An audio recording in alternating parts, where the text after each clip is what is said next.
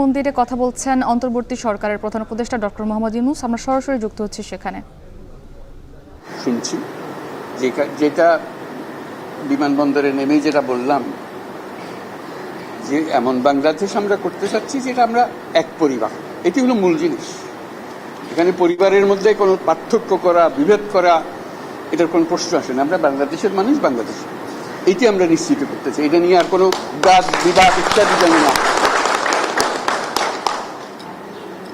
আমাদের যে গণতান্ত্রিক যে আকাঙ্ক্ষা, সেখানে আমরা বিবেচিত মুসলমান হিসেবে নয়, হিন্দু হিসেবে নয়, বৌদ্ধ হিসেবে নয়, মানুষ হিসেবে আমাদের অধিকারগুলো নিশ্চিত হোক। সমস্ত সমস্যার গোড়া হলো আমরা যত প্রাতিষ্ঠানিক আয়োজন এগুলো করেছি সবকিছু পচে গেছে। এই কারণে এই গোলমালগুলো হইতেছে। কাজে আমরা প্রাতিষ্ঠানিক আয়োজনগুলোকে ঠিক করতে হবে। যে ন্যায় বিচার হলে কে বিচার পাবেন আমাকে বলেন। আমি কি দেখতেছি এটা কোন ধর্মের, কোন জাতের, কি এটা বলা আছে, আইনে বলা আছে আপনার বিচার। এই সম্প্রদায় হলে ওইখানে ওই আদালতে যায়, ওই সম্প্রদায় হলে ওই আদালতে। আইন একটা, কার সাধ্য আছে সেখানে বিরোধ করে যে এর রকম একটা, ওর রকম একটা, এটা হতে পারে না। তো আমরা সেইখান থেকে, এটা এমন রোগ, মূলে যেতে হবে।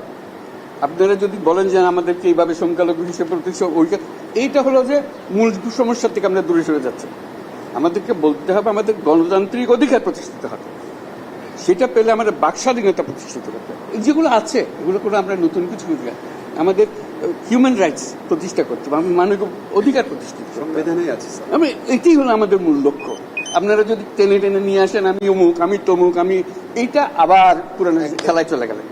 এটা আপনাদের ওই স্বীকার করার জন্য যারা বসে আছে তারা এগুলো স্বীকার করবে। আপনারা বলেন যে আমি মানুষ, আমি বাংলাদেশের মানুষ, আমার সাংবিধানিক অধিকারেই আমাকে দিতে হবে। সব সরকারের কাছে এটাই চাইবেন, আর কিছু দেয় না। আমরা, আমার সঙ্গে অনেকের পরিচয় আছে, আজকে নতুন পরিচয় না, আমাকে আজকে দেখেননি আপনারা। আমরা যখন শুরু করি আমাদের কাজ, গ্রামীণ ব্যাংকের কাজ, আমরা গরিব মেয়েদের নিয়ে কাজ শুরু করেছি। এবং কেউ বলছে না মেয়েদের, মুসলমান মেয়ে যাওয়া যাবে না। আমি তো ভাই যে ধর্মেরই হোক, তার টাকার দরকার আছে, তার টাকা দিলে সে দুটা মুরগি কিনবে, ডিম পারবে, দুটা খেতে পারবে। পাশের পাড়া হলো হিন্দু পাড়া। তো বলছে আপনি হিন্দু পাড়ায় যাবেন? মানে না, কেউ তো যায় না হিন্দু পাড়ায়, আপনি কেন যাবেন? বলছি কেন, আমি তো হিন্দু পাড়ার জন্য আসিনি, মুসলমান পাড়ার জন্য, গরিব মেয়ের জন্য এসছি। আপনি শুনবেন না আমাদের ইতিহাসে, গ্রামীণ ব্যাংকের ইতিহাসে, যে আমরা এটা হিন্দু পাড়া বলে বাদ দিয়ে গেছি, ও মুসলমান পাড়াতে হয় না। কোনো একসঙ্গে গেছি, একভাবে গেছি। বরং ওরা বলছে যে মুসলমান আসছে, আমাদের কি করতে হবে, কি একটু দূরে থাকতে হবে। ভাই আমাদের জন্য দূরে থাকতে হবে না।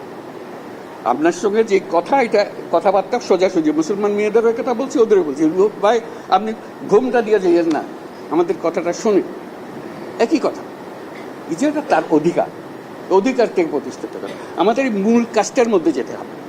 আপনাদের নেহাত সুনির্বন্ধ অনুরোধ, আপনারা ওই বিভিন্ন ইয়েতে চলে যান না, ক্ষোভের মধ্যে চলে যান না। এই ক্ষোভ হলে এই ক্ষোভের মধ্যে মারামারি, কারাগারি লেগে যাবে।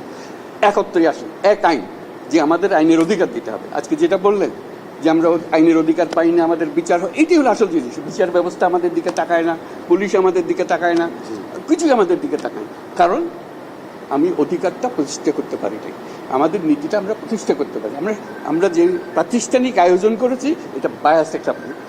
আপনি যত কিছু বলেন, ওই একটা ক্ষোভ করতে আরম্ভ করবেন, তারা মজা পেয়ে যাবেন। ওই মজার খেলাতে আর আমাদেরকে নিয়ে যাবেন না।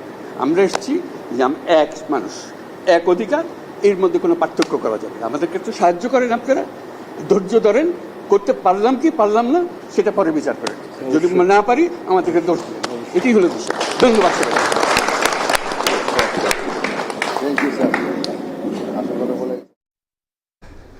ঢাকেশ্বরী মন্দিরে কথা বলছিলেন অন্তর্বর্তীকালীন সরকারের প্রধান উপদেষ্টা ডক্টর মোহাম্মদ